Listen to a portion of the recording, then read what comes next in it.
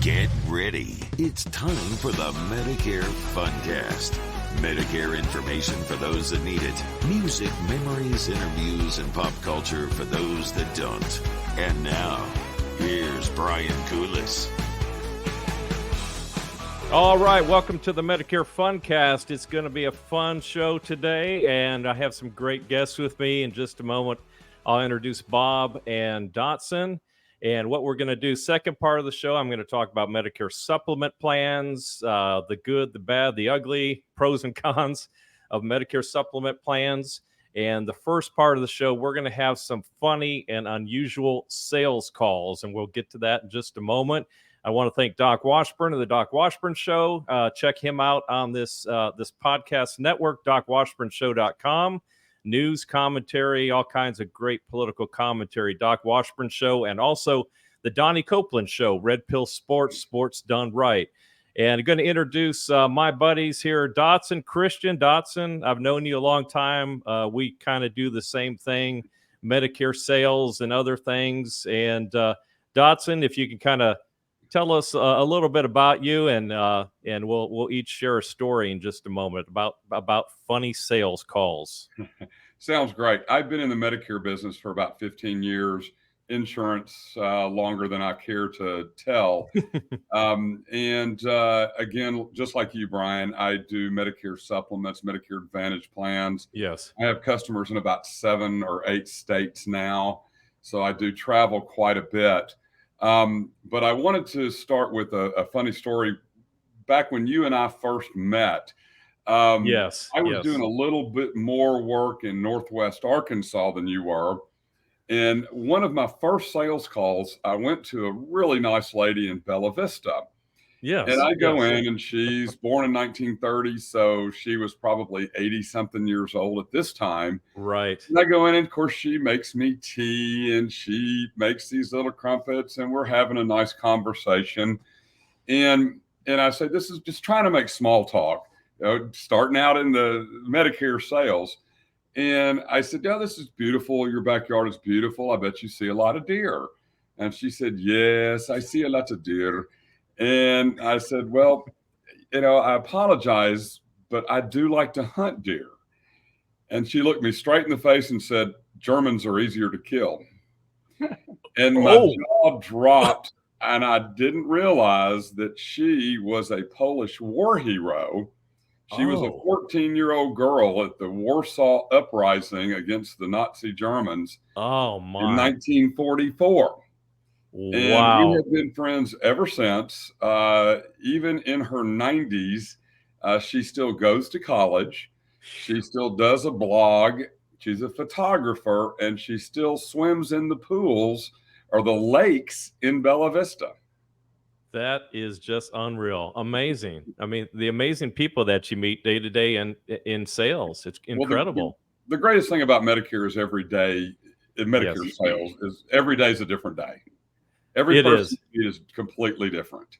It is. And Dodson, you've been a good friend for a while. I consider you, you're a competitor, but we're friendly competitors. I mean, I wouldn't consider us competitors. Nah, we're friends. There's other, we won't talk about the other agents out there. So I appreciate your friendship. You didn't want me to do They're done.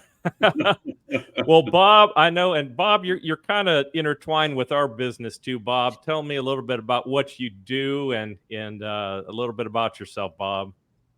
So I've been in pharmaceuticals about 32 years now with 5 different companies, but all of those companies came about through mergers and acquisitions. So except for one, I left one company to go to another, but outside of that, they were all mergers, one company buying another. So been in the business a long time. I've had a lot of different experience, maybe 17 or 18 different specialties, probably 29 or 30 different drugs across about 5 states. Right. Yeah.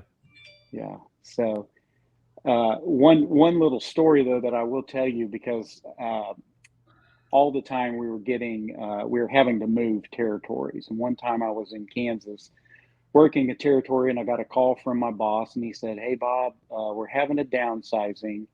but the good news is we still have a job for you. I said, okay, that's great. Where is it? And he said, well, it's in Amarillo, Texas. Okay. Yeah. I said, well, where else can I go? And he said, well, there's a job in Arkansas nobody wants. And I'd never, ever been to Arkansas, but I'd been to Amarillo. So I was like, yeah, I'll take that Arkansas job. Sure. So I picked my family up and we moved to Arkansas. And I got put in a district in Little Rock with a fellow that kind of a redneck fellow that just, he did not want me. He was like, I didn't hire this guy. I don't want this guy. So he didn't have much to do with me for a couple months. He kind of left me alone, didn't mess with me. He had determined he was going to get rid of me though. So finally, after a couple of months, he calls me and he says, hey, I got to come in the field and I got to work with you. So I need you to take me somewhere. I'm like, okay, fine. So I pick him up in the morning and I said, I got a doctor's office we can go to. And we drive to this office and I told him, I said, you know, a lot of these offices, you got to stand in the hallway or you're standing in the break room. But this guy is kind of old school and you get to go sit in his office with him across the table from him, across the desk. Sure. He's like, okay. So we're walking down the hall of this clinic and I poke my head into the doctor's office and I see him sitting in there in the chair. So I wave my boss in and before anybody can say anything, I say, Doctor, for your pleasure today, I brought a clown to entertain you. Well, I thought that was pretty funny, and the doctor thought it was pretty funny, but my boss did not think that was funny. So we get back in the hallway, and he got about 2 inches from my face, and he says, if you ever do that again, I'll fire you. So later in the day, I had one more call to make. So I go kind of tail between my legs back to the car, and we go eat lunch. He doesn't say 2 words. Yes. So I said, well, I got one more call to make, but this is a no-see, like you can't go back. They don't let managers in. So he says, fine, I'll wait in the car. He's reading the paper. So I walk in and I asked the lady at the front, I said, can I see the doctor? And she says, well, he's not talking to drug reps today. And I was like, man, I'm not getting back in the car with this guy. That cat is he's gonna have to wait a little bit. So I got a magazine and I sat for like 35 minutes in this waiting room, flipping through this magazine. And finally I was like, that's long enough. So I go out, I take about 2 steps out the front door and I look up and my car's gone. And my wife used to do this to me, moving the car all the time. So I thought he's watching me somewhere. Mm-hmm. So I walk around the building and I just walk straight into the woods, come back in the back door of the building, back out the front of the building, and then my car's back. So I don't say anything. I just go get in the car. He's still looking at the paper. And I put my seatbelt on and we drive about 2 miles. And finally he just drops his paper and starts laughing. He says, what were you doing walking in the woods? He had parked his car up and was just sitting on top of a hill watching me. I was like, why didn't I look like an idiot? He goes, you don't think you look like an idiot walking through the woods? I just walked through. This guy ended up becoming one of my very best friends now. Really? Yeah. Oh, that's funny. Go to lunch with him every Friday and just a really good friend of mine. So don't work for him anymore. Oh, that's cool. Yeah. A lot of bosses we've had over the years. Yeah. Well, I've got one for you. Dodson, relate to this. I was in a Medicare meeting, Medicare sales presentation in a house here in Arkansas. And so I walk in the house and do things and a little warm up and everything. And usually you want, especially with older people, you want them to be close to you in case there's hearing issues and things. You want them to hear what you're saying, about your presentation. So I have this lady, they have a big table, like it's a table that seats like 10 or 12 people in their kitchen. I mean, a really, really big table. And the lady is right next to me at the head of the table, but the man is all the way at the other end of the table. He's literally like about 8 feet from me. And I'm saying, hey, I call him Mr. Johnson. Mr. Johnson, you want to sit near me so you can hear my presentation? He's like, oh, I'm good. I'm good. I said, are you sure? Can you hear okay? Yeah, I'm good. I need to be a little further from you. So I go, okay, well, that's kind of weird. He's like 8 feet away.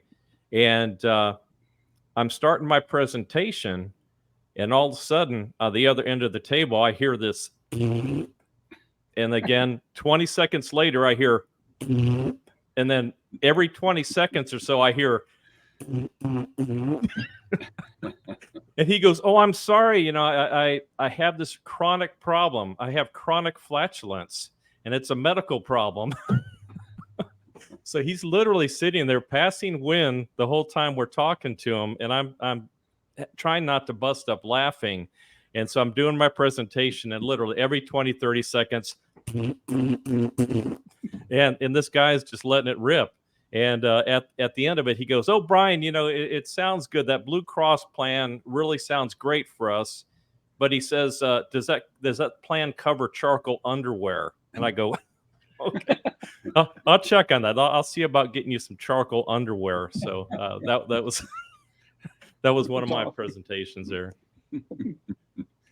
So Good Dodson, so Dodson, I know you've got another great one. I've heard this story before, and this is a good one, Bob. This is really funny.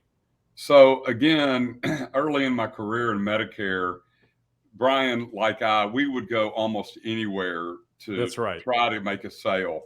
Everywhere. And one of the agent managers sent me this guy outside of Alma, Arkansas, kind of north in between Alma and Fort Smith, but up in the woods. Yes, right. So I'm driving, of course, with the GPS looking for this house, and I pull up to a mailbox that's knocked down. It looks like the house has blown up. There's so many things out in the yard, and I'm going like, well, this is where GPS says I'm supposed to go. So I pull in the driveway, pull up, and I'm sitting there kind of getting my stuff together. And this guy walks out with a huge butcher knife. And of course, I'm going, this is not a good start. And so I got out of the car and I said, "Hey, I'm the insurance guy." He said, "Oh, hey, come on in then. All's well." So we go into his house, and he is a hoarder. So you have to go down these different aisles of stuff to get to his kitchen. So we're sitting around the kitchen table, just sharing stories, kind of getting to know him. I'm thinking, maybe I'll get a sale out of this. And then he starts talking about how he and some of their neighbors had hung somebody back in the woods not far from his house. Oh, my. Well, given the butcher knife meeting, the hoarding, in my best and most convincing manner, I assured him that the plan that he was on at that time was going to be the best option for him, and that he did not need to change his plan. He's and good. I exited as quickly and as graciously as I could, and then I lost his phone number. Yes. It was something else. That's scary. That is scary, Dodson. Yeah. Ooh. But I'm not a small guy. He was a smaller guy. I wasn't worried about him. But still, it's like, I don't really need to have this guy calling me all the time. That's right. We don't need to do any paperwork. You're good. We'll see you later. You're fine. You got to. And he did. I didn't do anything wrong. He did he was on the plan he really needed to be on. But as a young agent, you want to see if there's something you can do.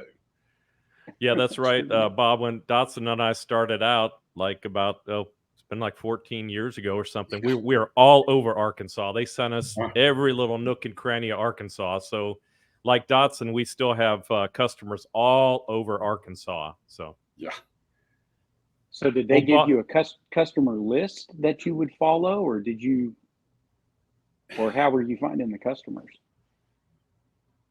At one point, we had an agent manager that would send us these leads, and we would try to work them. Some of them just were not, but they would send us 40 and 50 in a day. Yeah. Oh, yeah, Bob. It was great. It was great. You might get 5 or 6 out of it, and you might have to cross 2 rivers in your 4-wheel drive vehicle just to get to their house. 40 miles down a dirt road, right? Yeah. Exactly. The directions were turn left at the 3rd dead skunk. Yeah. Well, Bob, you got another story for us. Yeah. So the way targeting works in the pharmaceutical world's a little bit different. So they give you a list of doctors that are targets for whatever particular medicine you're selling, and so they put a fellow on my target list. This was a few months after the first story that I told you. Put this guy on my target list, and I started calling on him, but the guy was just just weird. This doctor was just strange. Wouldn't talk to you, wouldn't even look at you. And so I called my boss one day and I said, "Man, you got this guy on my target list, but this guy doesn't even talk to reps. I mean, he just doesn't have anything to do with us." And he said, "Well, it doesn't matter. You got to call on him every week." So I'm like, "Okay." So typically what would happen is you would go in this office and ask the lady at the front, "Hey, I need to see Dr. So-and-so." And she'd say, "Well, go back and stand in the sample closet," and he'll come back there. But here's what would happen every time. You would stand in the sample closet. He would walk up, take your paper out of your hand, sign it, give it back to you, and walk off. And before you could ever say anything, he wouldn't look at you or anything. And so one day I'm sitting in the waiting room, and my competitor rep was sitting in there. She was a friend of mine. And the gal, she was there first. So the gal at the front said, "Hey, you can go on back." So she goes back. She's standing at the sample closet, and the doctor walks up, and she left the waiting room door open so I could hear all this. And she gives him like this full presentation, 5 minutes of detail aid, right? And she comes back into the waiting room, and I said, "Man, that was awesome. I can't get this guy to even, he won't even acknowledge me." She said, "Well, he wasn't in there. He walked off, but I was determined I was going to get my sales pitch out." So she just went ahead and gave it. So that sparked an idea to me. And I thought, you know what, that's what I'm going to do. I'm going to get my sales pitch out, but I'm just going to do it over time. So the next week I came in, I asked the lady at the front, "Hey, can I go see the doctor?" She says, "Stand in the hallway." I go stand in the hallway. He walks up, takes my paper, signs it, walks off, and I say, "Doctor." Next week I come back in, ask the lady, "Can I go talk to the doctor?" And she says, "Yeah, go stand in the hall." I stand in the hall. He walks up, takes my paper, signs it, and I go, "Aye." Next week, same thing. Would. Next week, like. The 5th week, he comes up and he signs my paper, starts walking off, and I said, "2," and he stops and he turns around and he goes, "Why do you only say one word to me when you come in here?" And I said, "Because you won't freaking hold still long enough for me to tell you anything. So I determined I'm going to get my sales pitch out one word at a time if it takes me 4 years." And he goes just like this, "Tell me what you want to tell me." So I go coast to coast with him in my detail aid, and he stops and he looks at me and he goes, "Okay, I'll use it." And he became probably my second or third highest writer in my whole territory. Oh, that's good. Something so stupid as that, you know. Oh, so that's you funny. never know. You never know. Well, I've got one more for you. This is kind of in vein of Dotson's, kind of an unusual one, maybe not as funny. But I'm over there in Mountain Pine with one of my customers, and the nicest customers. But Dotson, you know, some of these houses look like a bomb went off, you know, in the front yard, all over the place. I literally had to like walk over like old refrigerators and things on their front porch to get into the house. But the nicest people, I love them to death. Anyway, I'm at the table with the older lady, one of my customers, and they're so nice. You know, they're the type of people, they make me breakfast while I'm there, offer me breakfast. You know, their daughter's cooking or whatever, granddaughter. So I'm going over my presentation there at the dining room table, and she introduces me to her nephew, who's this kind of, I would describe just a real kind of hillbilly guy. Looks like who's the guy from Andy Griffith, the really crazy guy? Ernest T. Bass. You remember that guy? Yeah. Crazy Ernest T. Bass, kind of a little yourself, Brian. Yeah, a little wiry guy. And whatever his name was Manuel or something like that. And he's going back and forth, and he kind of looks really nervous, and I'm kind of, this guy's making me nervous. So right in the middle, I'm doing my presentation. Manuel is walking around with, you know, when people are picking up trash, like the people in the parks, they have a long like wooden pole with a sharp end on the edge of it, like a pick, where they pick up trash. He's got one of these things in his arm, and he's walking around the house. And going, "What the heck is this guy doing?" And so all this time in their pantry, they're off the kitchen, I hear this noise in the pantry, like some animals walking around in the pantry. And I keep hearing this noise, and Manuel keeps like going around the house. He's got this like big spear in his hand. I'm going like, is this guy just going to flip out and just, you know, poke me right through the heart or something? What's this guy going to do?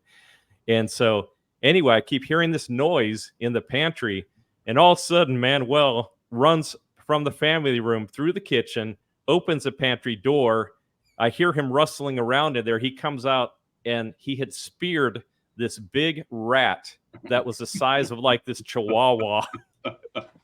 So he's carrying this rat through the house that he just killed, and he's all proud. Yeah, I got him. He's trying to eat our dog food. And the lady said, yeah, there's a hole in the bottom of our trailer, and these rats come up through the pantry and try to eat the dog food. And I'm like, oh my goodness. So anyway, Manuel was cool. He's a cool guy, but he got his rat for the day. So there was Lord. Yeah, we've seen a few of those. Yeah, you see all kinds of people, and Dodson, we have some great customers, but there's a few that are a little off kilter, and we love them all to death, right? That is correct. Yes, we do. Some of the Bob, more off kilter ones are the more fun ones. Oh, absolutely, and you become friends with them too. That's what's so fun about sales, and like Bob with your doctors and things, you become friends with and things. It's awesome. Well, Bob and Dodson, thanks for joining me today. Second half of the show, I'm going to talk about supplements. This first half, we don't really talk about Medicare sales. We just have fun and tell stories and do all kinds of things. So thanks for joining me today. I appreciate Bob and Dodson. Very good. Nice to meet you, Dodson. In just a moment, we'll return to music, memories, pop culture, and more on the Medicare Funcast. I want to thank Red River Auto Group for being a sponsor of the Medicare Funcast. Mitch Ward and company here in Central Arkansas, doing a great job. They have a great selection of vehicles. They will deliver anywhere in the continental USA. Make it really easy on you. Mitch Ward and company are great. Give them a call at 501-381-7807, or their website is redriverauto.com. And mypillow.com, sandals, pillows, all kinds of bedding and sheets. I have tried really mostly every one of their product, and I really, really love my slippers. Here they are, my slippers. Turn them around here. These are so comfortable. The lining is so warm, especially in the wintertime. Got those for me, and I got these for my wife, Deanne. She loves these. We live in these, especially this time of year. Even in the summertime, I've worn them, and they are just so comfy. And you can get a discount on those by using my promo code KULIS, KULIS. And a lot of people don't know this, but there's another website. It's called allamericanmade.com. It's owned by MyPillow, allamericanmade.com. They have auto products, appliances, pet supplies, outdoor items, and all kinds of great stuff. Again, that's allamericanmade.com and mypillow.com. Use promo code KULIS. And of course, with any questions on Medicare, you can call or email me. My company is Affordable Health and Life, 501-307-1396. You can email me at medicarefuncast@gmail.com. Love to hear from you. We now return to the Medicare Funcast with Brian Koulis.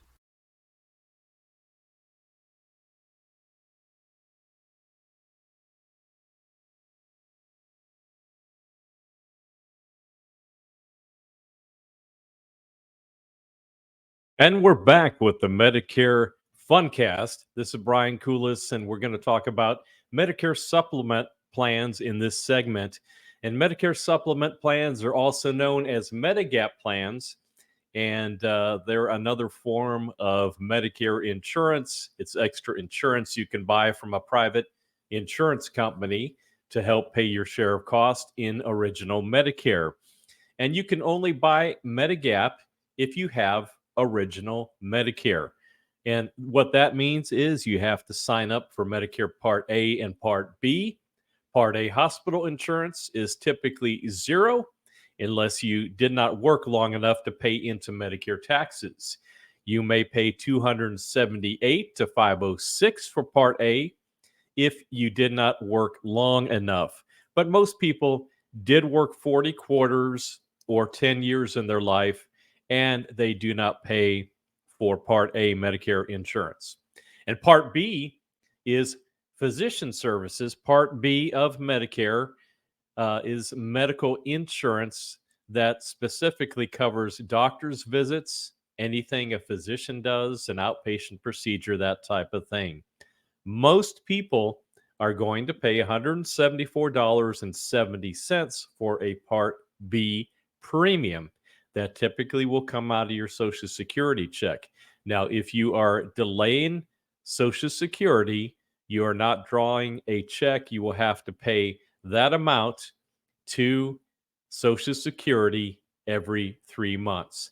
And if you make $130,000 or more each year and you file single, or if you make $206,000 a year filing married, you may have to pay $244.60 for Part B. But typically, most people are going to pay $174.70 a month. And the Medicare open enrollment period, the guarantee issue period for Medicare Supplement, is a 7-month window. 7-month window, 3 months before you turn 65, the month that you turn 65, your birthday month, and then 3 months afterwards. That is your 7-month window. You are guaranteed into a Medicare Supplement or a Medicare plan, as some people call it. You're guaranteed no medical underwriting, no health questions are asked, and you are guaranteed into that Medicare Supplement. And there's also a guarantee period if you are leaving group health care. So even if you're, let's say you're 75 years old and you're leaving your group health care, you can also get into a Medicare Supplement with no medical underwriting. And this 7-month period is a great time to think about getting into a Medicare Supplement plan. For instance, later in life, let's say you're 88 years old and you've had some health history and you have been in an Advantage plan, and maybe later on you want to switch to a Medicare Supplement plan. Well, if you're 88 years old and you've had cancer and some other things going on in your medical history, you may not be able to get into that supplement later in life because they would ask health questions at that time. But if you're healthy, last week I just enrolled a 88-year-old gentleman, and he's in great health. He wanted to switch from a Plan F, which was very high in cost, to a lower in cost Plan G supplement. I was able to do that because he is fit as a fiddle. He passed the health questions. I was able to switch him into a supplement at 88 years old, and he is just really happy right now about that. All Medigap policies are standardized, and that means they offer the same basic benefits no matter where you live or which insurance company you buy the policy from. There are 10 different types of Medigap plans offered in most states. Many of the most common are A, D, F, G, K, and N. And price is mostly the only difference between plans with the same letter that are sold by different insurance companies. One difference would be the inclusion of a fitness benefit or discounted dental, vision, and hearing discount included in some of the plans. So cost is different. A Plan F could be, a Plan G could be different from one company to another, and they may have a fitness benefit, some don't. In some states, you may be able to buy another type of policy called a Medicare Select plan, and Medicare Select plans are contracted with specific hospitals where generally a supplement plan, you could go to any hospital or doctor that takes Medicare assignment. A Select plan may be more cost effective, and they may be contracted with just maybe 1 or 2 hospitals in that area to save you some cost. Unfortunately, Medicare Supplements do not cover pharmacy drugs. That's why you will need to purchase a standalone prescription plan. It's a Part D. Part D is in dog plan, a standalone prescription plan. You can get that from a different company than you get from the supplement. You don't have to have the same company with the supplement and drug plan. You can mix and match different companies, find out what is the best situation for you. I do that all the time. Sometimes it behooves me to put the customer in the same company. Other times, one of the Part D plans works better with a different company, that type of thing. And again, some of the plans do have dental and vision discounts, fitness benefit, but if they don't, you could always purchase a standalone dental and vision plan. Many companies offer them. You see them advertised all the time. Typically, the dental and vision plans aren't tied into Medicare. They're a standalone plan with various companies, and you could purchase those during the year. So the pros of a Medicare supplement would be low out-of-pocket cost. You could go to any facility where they take Medicare assignments. So people that are RVing, they're doing a lot of traveling after they retire, maybe going overseas and that type of thing. A Medicare supplement works well. A lot of them have overseas urgent care and emergency care. You can go to basically any doctor or hospital that accepts Medicare assignment in the continental USA. So if you're traveling, don't have to worry about a network. They work well in that manner. And again, if you have a Plan F, on a Plan F plan, Medicare pays 80%. The F plan pays the rest of the 20%. You have minimal out-of-pocket cost. Unfortunately, the F plan was phased out a couple years ago. Some people, maybe your mom and dad, your grandparents still have a Plan F, and that's grandfathered. They can stay with that. The most popular replacement now is a Plan G. So a Plan G, Medicare pays 80%. The Plan G pays 20% of hospital stays. So you don't have really much to worry about in deductibles, copays at the hospital with a Plan G. You do have a Part B deductible of a $240. So on a Plan G, on Part B rather, anything that a doctor does, like doctor services, doctor's office visit, on a supplement, G as in George, you're going to pay the first $240. And then after that, typically you're not going to have copays or deductibles after that $240 is retired. So that works really well. That's the difference between a G and an F. And some extras are built into the plan. Some aren't. Nice thing about supplements is typically minimal cost out of your pocket. They are quite a bit more expensive than Medicare Advantage plans. I guess the other challenge would be that a Medicare supplement does not include Part D drug plan or dental and vision. You'd have to add those separately, but supplements do work well. The other thing to think about is a Medicare Advantage plan. Again, I'll do another show on that, and some of my previous shows have touched on Medicare Advantage plans, which are also called Part C plans. So I hope that helps you out. Sure enjoy having you here with me today on the Medicare Funcast. Check out the start of the show where we talk about funny sales calls with my friends Dodson and my other friend Bob. And I have a few funny stories too. So see you next time here on the Medicare Funcast. It's been a lot of fun, and you all take care.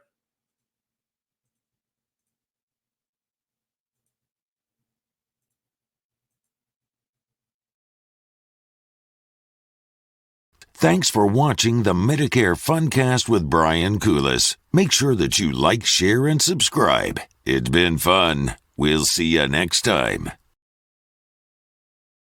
Thanks for watching the Medicare Funcast with Brian Koulis. Make sure that you like, share, and subscribe. It's been fun. We'll see you next time.